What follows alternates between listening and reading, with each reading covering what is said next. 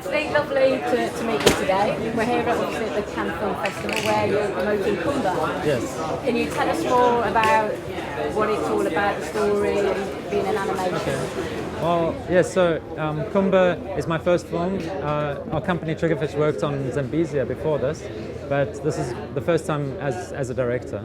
And we're here showing it at the market, so it's screened twice.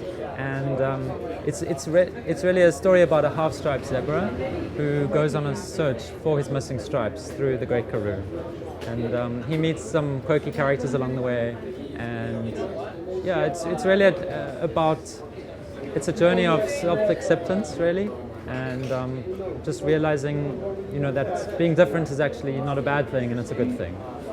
And you said it's your first time as a director, so can you guide us through what it takes to be a director of an animation? Yeah, I mean, it's quite a different process to filmmaking, and it's a long process. I had the idea about 10 years ago, and I was writing the script in 2005. Really, that's when I started, and me and my co-writer worked on that on and off for quite a few years before we finally got the green light for Khumba.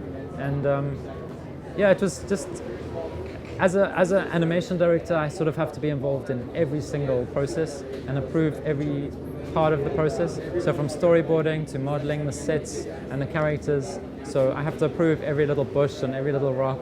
And we had about 40 characters, so they all had to be designed, and everything in that world has to be created out of nothing. So it's just looking at that all the way to the end, the edits, the voices. There's a lot of parts to it.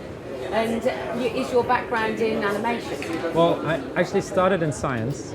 I did a degree in biochemistry and microbiology.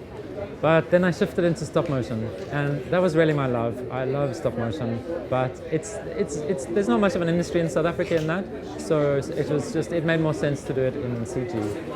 And you mentioned about voices. Yes. You considering this is kind of your first your directorial debut, you've got some pretty big names, haven't you, attached to the project? Can you share a little bit more about that? We were very lucky to get the names that we did get. I mean, it started off with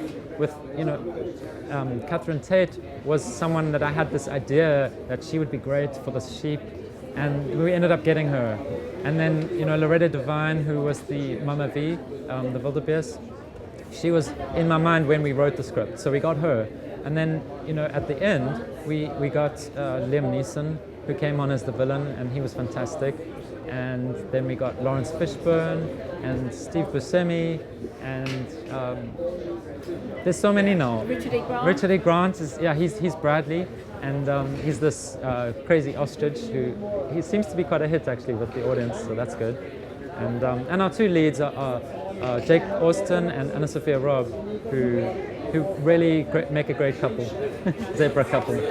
And even though the kind of marketing isn't necessarily where you're coming from as an artist, but is it important for you to have these big names attached to make the product more marketable, really? Well, it is, and I think, I really was quite clear that I still wanted the voices to fit the characters. So, we really only went for the whole package, I guess, where it's not just a name. Liam Neeson has this amazing, threatening voice that just lends this leopard a real menace. And Steve Buscemi, he was our original reference for the wild dog, which he now voices. So, we had him in mind from animation. And it's been fantastic. It's a dream come true, isn't it? It really is, yeah, it really is. It's quite surreal being here because, we just finished a week ago with the final sound mix, and I brought the DCP over with me to Cannes, and we showed it at the market here, and I was really, really nervous, but it seems to have gone down really well, so that's good. And working with, you've got Triggerfish is the production company that have produced it.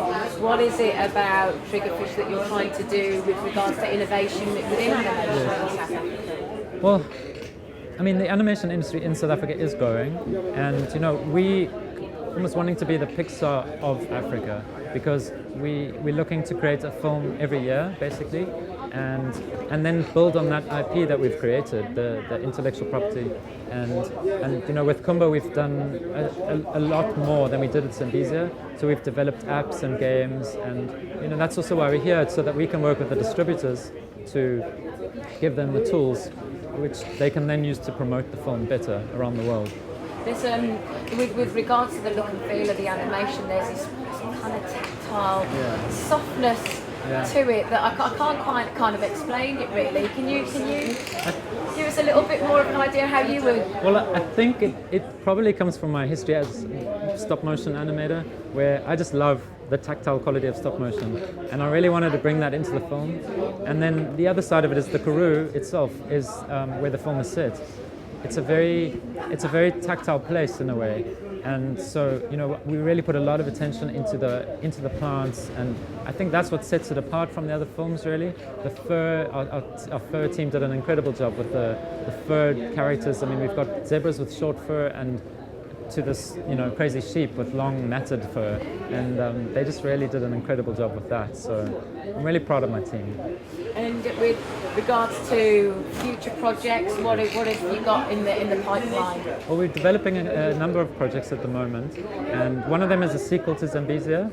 So we're writing a script for that now, which we're very excited about.